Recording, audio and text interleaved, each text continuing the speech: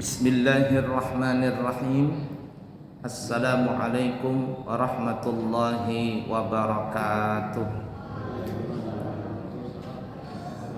Alhamdulillahi rabbil alamin. Allahumma fasalli wa sallim ala sayyidina Muhammadin sayyidil anbiya'i wal mursalin wa ala alihi wa ashabihi wa azwajihi wa dhurriyyatihi wa man tabi'ahum bi ihsanin ila yaumiddin, amma ba'du.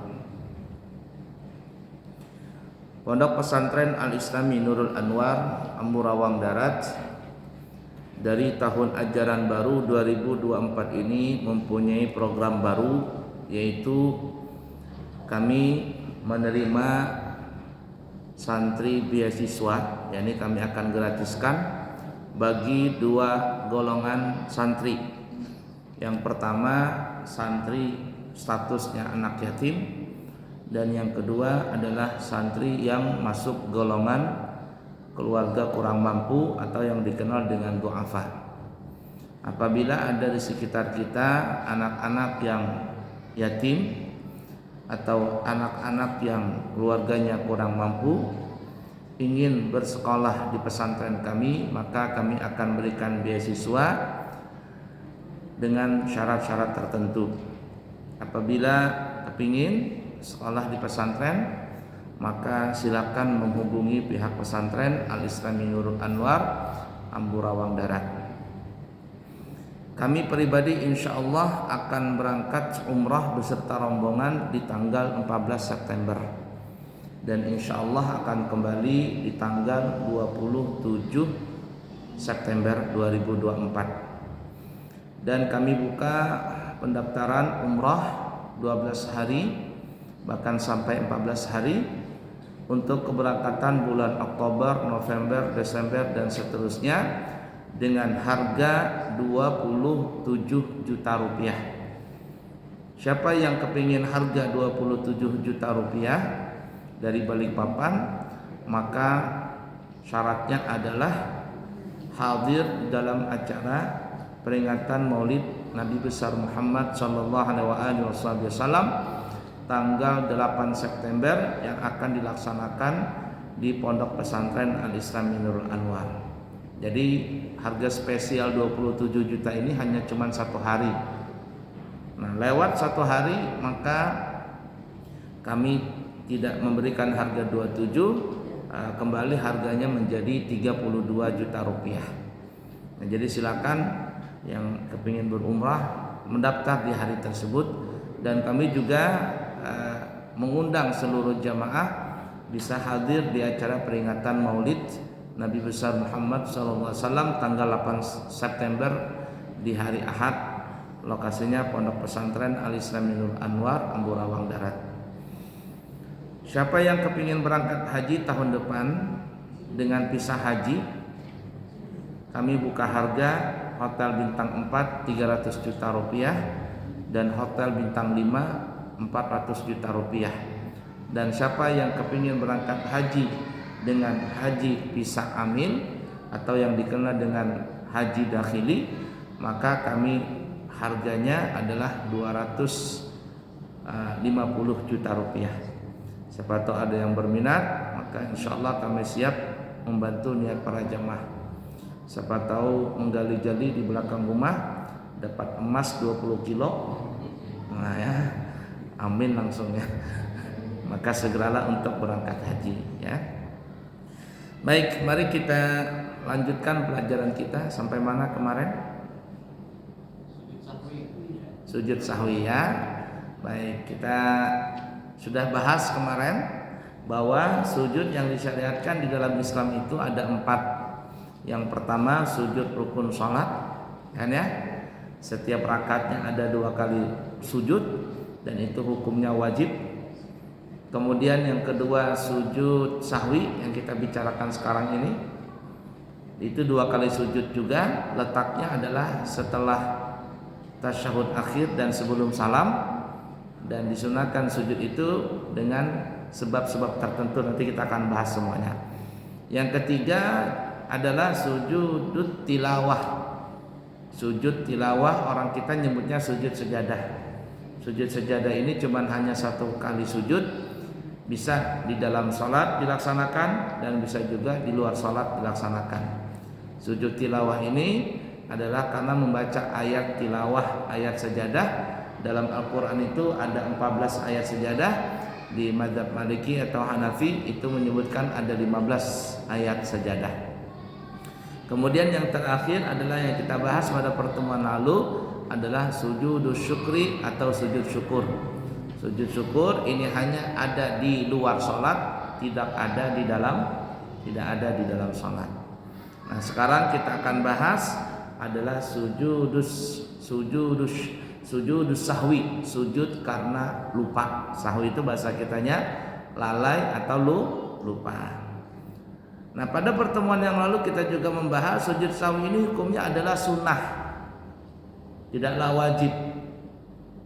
Bagi siapa yang sunnah? Bagi orang yang mengerjakan penyebab sujud sahwi. Siapa itu? Satu adalah orang yang sholat sendiri.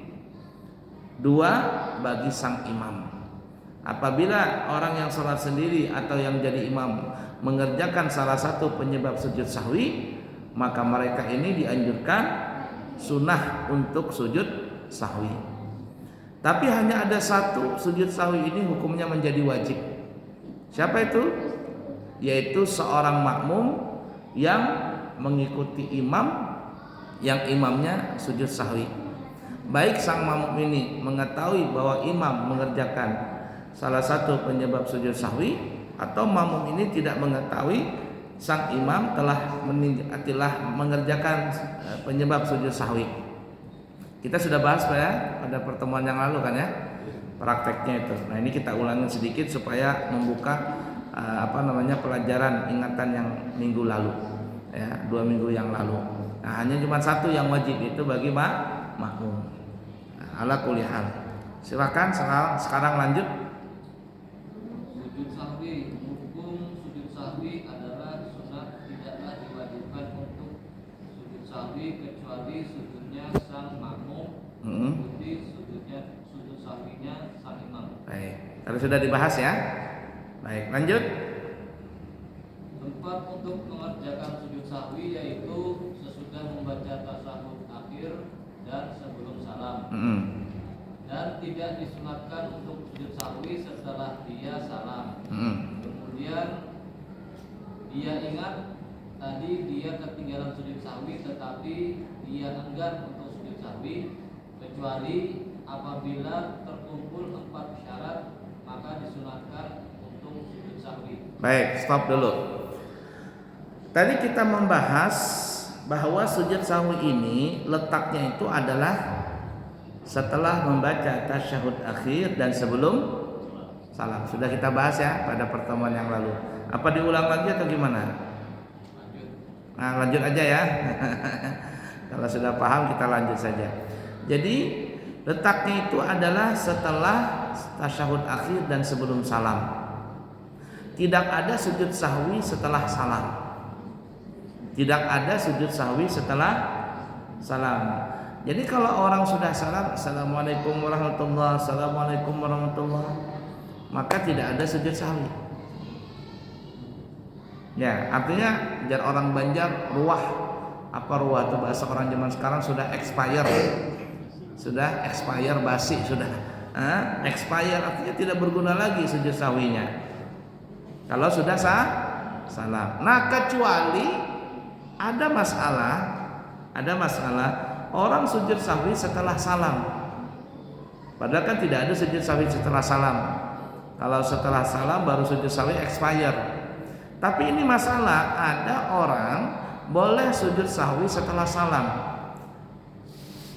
tetapi dia dibolehkan alias disunahkan untuk sujud sahwi setelah salam apabila terkumpul berapa syarat tadi? 4 syarat. Terkumpul 4 syarat. Baik, kita baca. Lanjut. Dan adapun salam yang pertama itu adalah sia-sia dan wajib baginya untuk salam yang kedua kalinya setelah mengerjakan sujud sahwi. Adapun Stop. Nah, jadi kalau ada orang terkumpul 4 syarat yang sebentar lagi kita akan sebutkan, maka itu hukumnya sunnah. Tetapi salam yang setelah salam yang pertama, Assalamualaikum warahmatullahi, Assalamualaikum warahmatullahi, ini salam walaupun sudah selesai sholat, ini salam tidak dianggap apa-apa.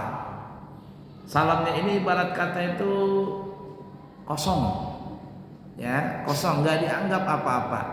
Artinya walaupun dia sudah salam, salam satu, salam dua, ini orang masih boleh sujud sahwi tapi dengan 4 syarat yang kita sebutkan lagi. Dan salam yang kita sebutkan tadi itu sia-sia.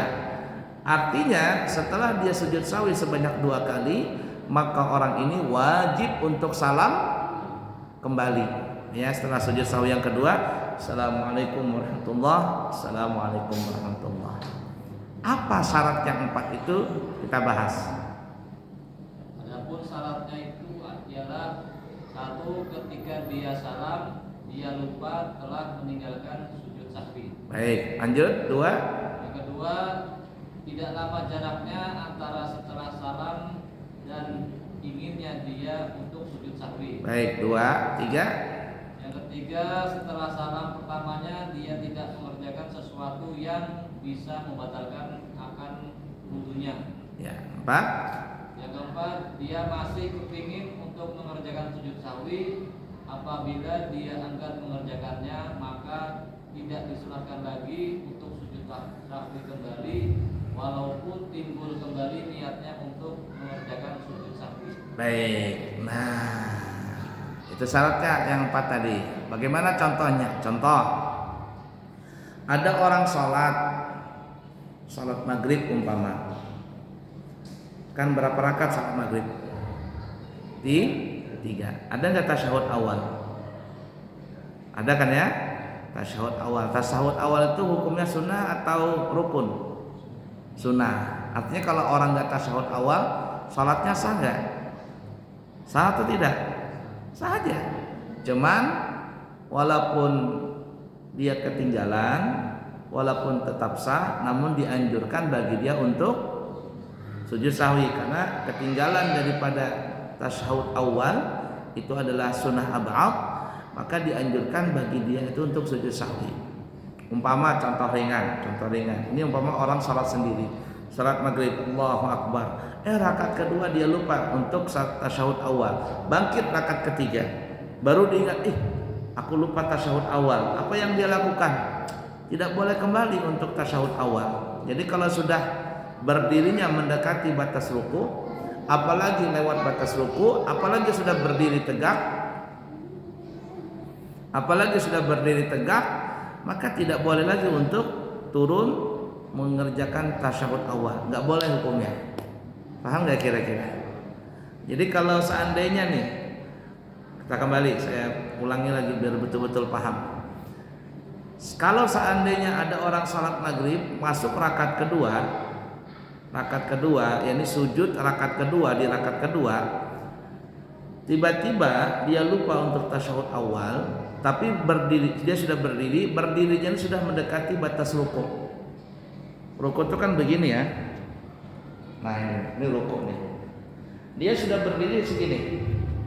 Allah. Nah ini sudah mendekati batas. Kalau sudah begini, apalagi di batas ruku, apalagi sudah mendekati berdiri, apalagi sudah berdiri tegak, maka dia tidak boleh untuk kembali duduk mengerjakan tasyahud awal. Jangan. Lalu apa yang dia kerjakan? Ya sudah, terusin rakaat ketiga. Nah, kemudian setelah dia di tasyahud akhir, dia duduknya duduk iftirash atau apalah, pokoknya duduk tasyahud akhir. Kan dianjurkan sujud sahwi kan ya? Betul tidak? Dianjurkan bagi dia sujud sahwi, tapi dia lupa tasyahud awal, lupa juga sujud sahwi. Assalamualaikum warahmatullahi, Assalamualaikum warahmatullahi. Hukum asal apa tadi kita bilang ya? Boleh nggak sujud sahwi setelah salam? Boleh tidak?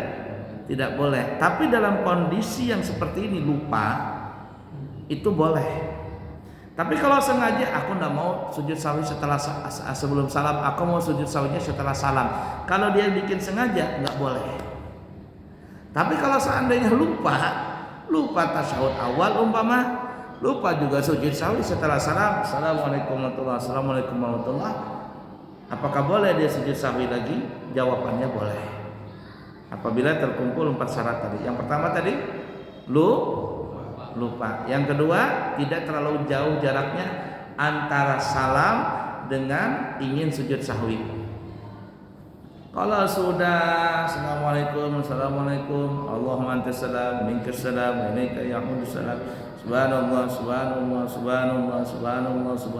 lewat sudah nih 2 menit umpama. Aku lupa tasyahud awal. Apakah boleh dia tasyahud aku lupa sujud sahwi umpama. Aku lupa sujud sahwi. Apakah boleh sujud sahwi? Karena sudah lewat. Berapa jaraknya itu antara salam kedua dengan dengan jarak yang kita ada toleransi tadi itu? Ya kurang lebih senggang waktu orang membaca surah Al-Kafirun dan surah Al-Ikhlas. Kira-kira berapa detik, berapa menit? 2 menit ada? Nah, kalau sudah masuk 2 menit, lewat 2 menit atau 3 menit, maka ibarat kata orang Banjar, ruah sudah. Tahu ruah tadi? Expire sujud sahwinya. Lalu sholatnya gimana? Sholatnya tetap sah. Tetap sah. Lalu gimana? Ya sudah, nggak apa-apa, sah saja. Cuman ya kurang saja karena dia tadi sudah kelewatan waktunya. Paham ya? Yang kedua syaratnya jangan terlalu lama. Yang ketiga apa tadi? Tidak ada mengerjakan sesuatu yang bisa membatalkan wudunya atau sholatnya. Nah, kalau dia sudah salam, assalamualaikum warahmatullahi, assalamualaikum warahmatullahi, salam kedua langsung bekang aku lupa sujud sahwi. Apakah boleh sujud sahwi? Nggak bisa. Ini bukan ruah lagi, sudah memang sudah ya expire, sudah basi sama sekali. Tidak bisa lagi. Ya, paham ya? Kemudian yang keempat, masih ada kepingin untuk sujud sahwi. Kalau seandainya dia tidak ada kepingin, walaupun jaraknya antara salam dengan ingatnya itu sebentar. Umpama ya, assalamualaikum warahmatullahi, assalamualaikum warahmatullahi. Aku lupa sujud sahwi. Biarin dah.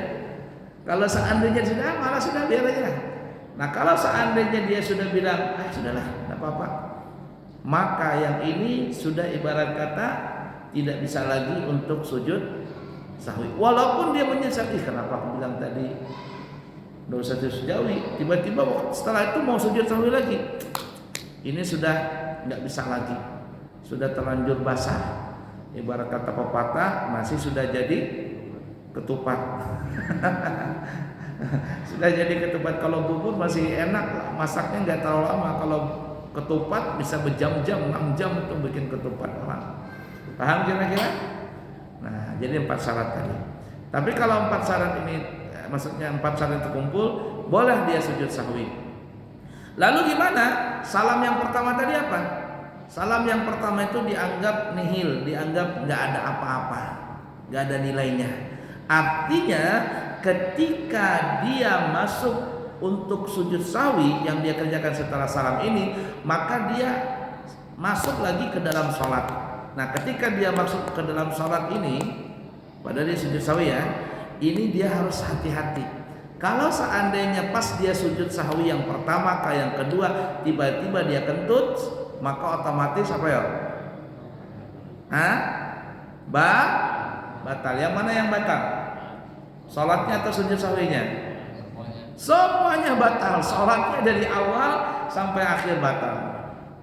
Karena dia masuk lagi ke dalam sholat. Tapi kalau seandainya dia sudah salam, aku malas sujud sahwi, tiba-tiba dia kentut, sudah sholatnya dianggap sah. Paham kira-kira? Nah, jadi ingatin kalau seandainya ada yang terjadi seperti ini, salam yang pertama tadi dianggap nihil, nggak ada nilainya, lalu dia masuk ke sujud sahwi yang pertama dan kedua itu bukan seakan-akan, maka dia masuk ke dalam sholat lagi. Harus dijaga semua tata cara, syarat dan rukun sholatnya itu. Nah, karena itu bagi orang ini wajib untuk salam yang kedua. Jadi yang pertama itu dianggap kosong. Jadi salam lagi. Assalamualaikum warahmatullah. Assalamualaikum warahmatullah. Wajib hukumnya. Kalau dia nggak ngerjakan salam, aku sudah salam yang tadi itu, sholatnya batal juga dari awal sampai akhir batal sholatnya. Mudah dipaham kira-kira? Baik. Ada pertanyaan dulu sebelum lanjut? Ada? Mudah ya? Baik, lanjut. Ini penting ya, sujud sahwi ini penting, terutama yang jadi imam, karena banyak orang nggak paham masalah sujud sahwi ini. Bisa cuma jadi imam, mentang-mentang suaranya bagus, ya, bacaannya bagus, hurufnya bagus. Nah, tapi karena masalah begini kacau dia. Kalau ada masalah bingung dia. Nah, apa hukumnya? Bagaimana caranya? Sebagai supir itu, sebagai supir nih ya, bukan hanya pandai menyetir, ya, bukan hanya pandai membalap. Kan ada orang bisa balapan, ngomong, balapan ini, balapan itu. Tapi yang terpenting juga adalah supir ini harus tahu rambu-rambu lalu lintas. Ya, rambu-rambu lalu lintas. Ini belok kanan boleh, ini belok kiri tidak boleh, jalan terus, jalan mundur. Kan itu ada tuh rambu-rambunya. Bagaimana dalam kondisi lagi macet, bagaimana kondisi lagi lagi ada ban pecah dan sebagainya. Naudzubillah min dzalik, nasallallahu alaihi. Itu ada tata caranya. Mau belok kanan harus pakai rating kanan, mau belok kiri harus pakai rating kiri.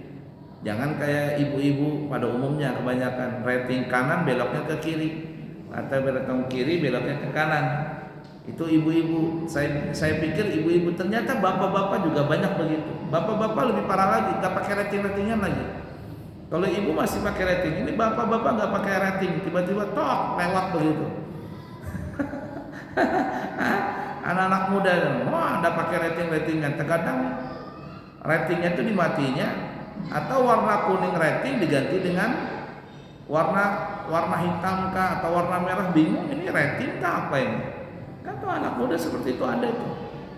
Itu sama orang jadi imam tapi nggak tahu rambu-rambu, nggak tahu rambu-rambu. Harus penting orang jadi imam itu harus tahu rambu-rambu lalu lintas di dalam sholat itu. Sama seperti orang yang menyupir mobil tadi. Udah dipaham kira-kira? Nah, ini jadi yang terpenting sebenarnya yang jadi imam belajar ini. Baik, tidak ada pertanyaan ya? Nah, kita lanjut. Silakan.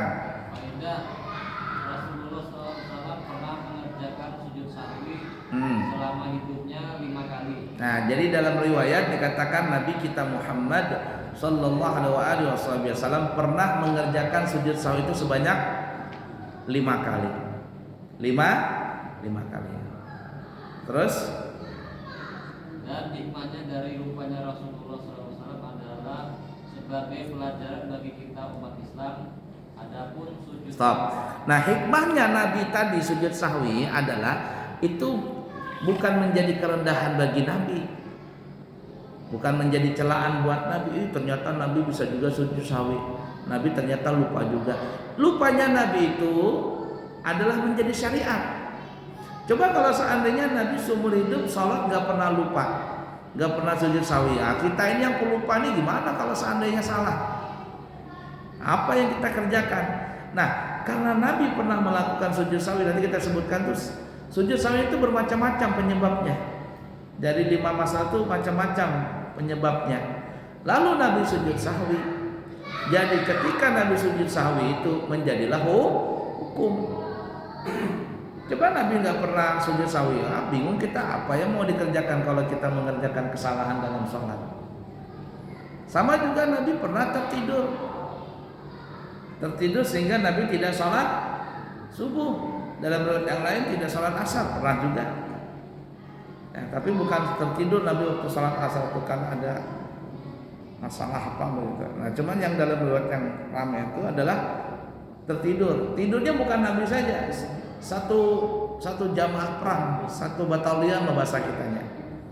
Jadi Nabi setelah pulang dari peperangan, ya beberapa ratus orang begitu dibawa Nabi ikut perang atau tidak tahu lah perang apa waktu itu. Lalu Nabi di malam hari bilang kepada Bilal, wahai Bilal, malam ini kau jaga malam ya, jangan tidur. Jangan tidur, nanti mau dekat subuh bangunin. Siap ya Rasulullah. Jadi setelah itu tidurlah semuanya karena kecapean habis selesai perang. Sayyidina Bilal jaga malam. Tapi karena namanya manusia, Nabila juga manusia, mengantuklah beliau. Mengantuk. Tertidurlah Bilal. Sayyidina Bilal juga tertidur dan dikatakan tidaklah Sayyidina Bilal bangun, begitu juga yang lainnya tidak ada yang bangun kecuali mereka bangun karena panasnya terik matahari. Kira-kira jam berapa matahari sudah mulai panas itu? Jam 10-an mungkin ya, jam 9, jam 10 itu sudah mulai panas, nggak enak sudah panasnya. Dan yang pertama kali bangun siapa? Nabi kita Muhammad sallallahu alaihi wasallam. Nabi bangun, nah innalillah bahasa kita ini tidur semua, kecapean. Lalu Rasul membangunin semuanya, suruh berwudu, lalu sholat berjamaah. Sholat subuh mengqadha secara berjamaah. Lalu Nabi tanya Bilal, kemana kamu tadi malam? Maaf ya Rasulullah, saya juga kecapean, ketiduran juga. Nah, apakah Rasul marah? Kamu ini ya? Tidak, Rasul cuma diam saja. Nah, karena itulah menjadi hikmah, ya, kesalahan tadi bukan menjadi celaan buat Nabi. Itu menjadi hikmah hukum orang yang ketiduran sholat subuh atau sholat apapun juga, maka wajib diqadha. Yang ketiduran itu wajib diqadha, apalagi sengaja meninggalkan sholat, tambahnya wajib diqadha. Makanya kalau ada orang yang mengatakan kalau sholat itu ada orang dulu meninggalkan sholat karena dia nakal zaman jahiliyah, itu nggak perlu diqadha katanya. Tapi kalau ketiduran boleh diqadha, itu salah itu. Cara berpikirnya salah. Kalau yang ketiduran saja tanpa sengaja itu wajib qadha, apalagi sengaja meninggalkan salat tadi. Kamu enggak salat? Enggak. Ngapain? Begadang. Kenapa begadang? Lomba catur sampai salat subuh. Main catur, kan ada lomba orang main catur semalaman tuh. Sampai subuh, salat subuh enggak. Nah ini parah ini, itu wajib lagi diqadha. Udah dipaham kira-kira? Nah sama dengan kasusnya nih, Nabi mengerjakan sujud sahwi sebanyak 5 kali dalam hidup beliau. Bukan menjadi celaan, tapi sebagai pelajaran. Inilah tata cara kalau ada orang mengerjakan penyebab sujud sahwi. Nah ini caranya, Nabi mengajarkan. Baik, lanjut. Adapun sujud sahwi Rasulullah SAW adalah ketika beliau ragu-ragu dalam bilangan rakaat sholat. Nah, ragu-ragu 3 ke 4, 3 ke 4. Yang sering kan gitu kan ya. 3 ke 4, 3 ke 4 nih. Ya, 4 ke 5 ke 4 ke 5. Dalam Islam, dalam syariat kita, kalau ragu-ragu ngambil yang sedikit. Ingatin tuh ya, sholat maghrib kah 2 ke 3, 2 ke 3. Ambil 2. Artinya kita wajib nambah 1 rakaat lagi. Kalau seandainya lupa kita ini, ragu-ragu kita ini berterusan sampai salam, ya aman kita. Tapi kalau seandainya 2 ke 3 ke 2 ke 3, ambil 2. Naik kita rakaat ketiga, ternyata kita ingat ini mah bukan rakaat ketiga, ini rakaat keempat. Apa yang kita lakukan? Terusin? Jangan, langsung duduk.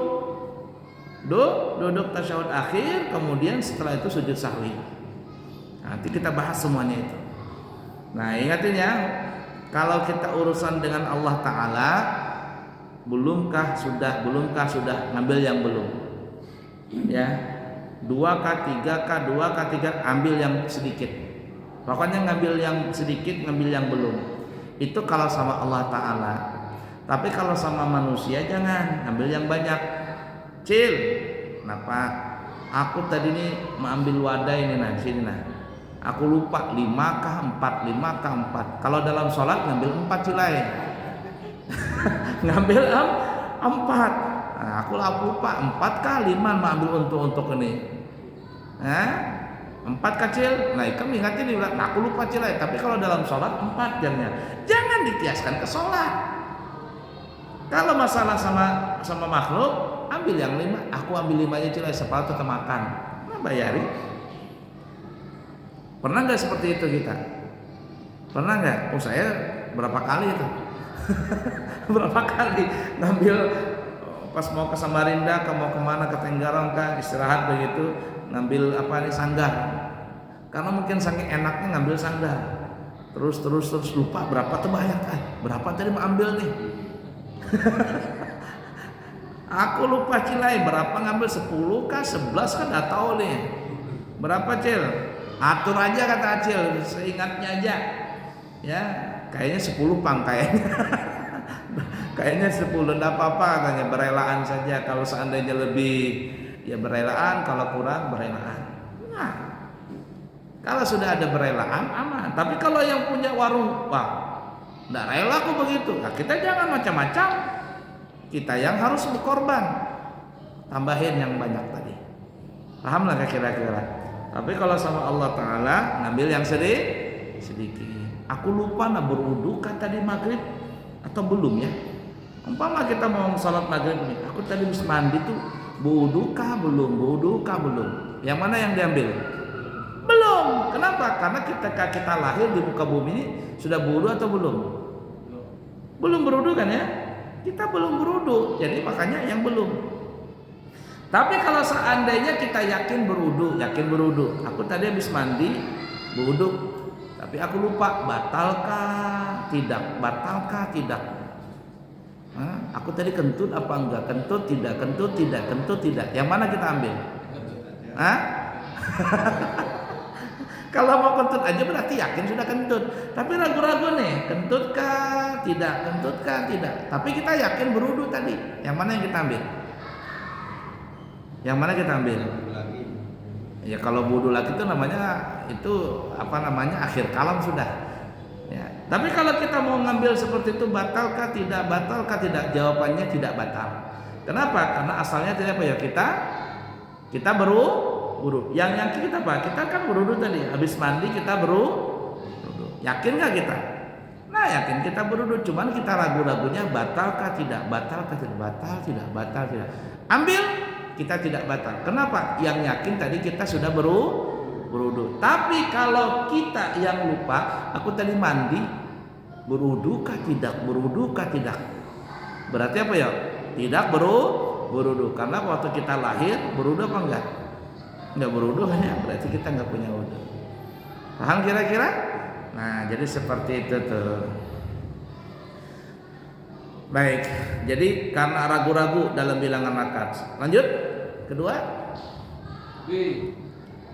Ketika beliau naik rakaat yang ketiga tanpa mengerjakan tasyahud awal. Nah, jadi Nabi pernah meninggalkan tasyahud awal naik rakaat ketiga. Pernah. Kemudian selanjutnya. Yang C, ketika beliau salam pada rakaat kedua. Nah, beliau sebenarnya ada rakaat ketiga atau rakaat keempat, tapi rakaat kedua salam. Ya, kurang nih. Kita salat maghrib kan 3, ternyata kita 2 aja salam. Assalamualaikum. Nah, gimana ini? Nah, gimana kasusnya seperti itu nanti? Ini kekurangan, bukan kelebihan, kekurangan. Salat subuh 2 rakaat, ternyata dia salat subuh cuma 1 rakaat. Nah, bagaimana caranya nanti kita akan bahas. Lanjut lagi, habiskan. Yang D, ketika beliau salam pada rakaat ketiga. Nah, rakaat ketiga, padahal masih ada rakaat keempat. Nah, nanti kita kasusnya banyak nanti. Lanjut. Yang E, ketika beliau naik pada rakaat yang kelima. Rakaat yang kelima, padahal cuma sholatnya 4 rakaat, zuhur kah, asar kah, atau isya. Tiba-tiba Nabi naik rakaat yang kelima. Nah, gara-gara itu nanti Nabi sujud sahwi. Nah, itu nanti kasus itu nanti kita gambarkan, kita bahas semuanya dalam masalah bab sahwi ini. Ya, habis? Nah, insyaallah nanti kita sambung lagi ya. Masih ada 1 kali pertemuan mungkin ya sebelum saya berangkat umrah nanti insyaallah. Ya, jangan lupa diundang semuanya jamaah bisa hadir di tanggal 8 September peringatan Maulid Nabi besar Muhammad SAW di pesantren Al-Islam Nurul Anwar hari Ahad dimulai dari jam 8 pagi ya insyaallah. Terima kasih, semoga bermanfaat semuanya dan kita bisa mengamalkannya. Subhanakallahumma wa bihamdika asyhadu an la ilaha illa anta astaghfiruka wa atubu ilaihi wa akhirul kalam. Wassalamualaikum warahmatullahi wabarakatuh.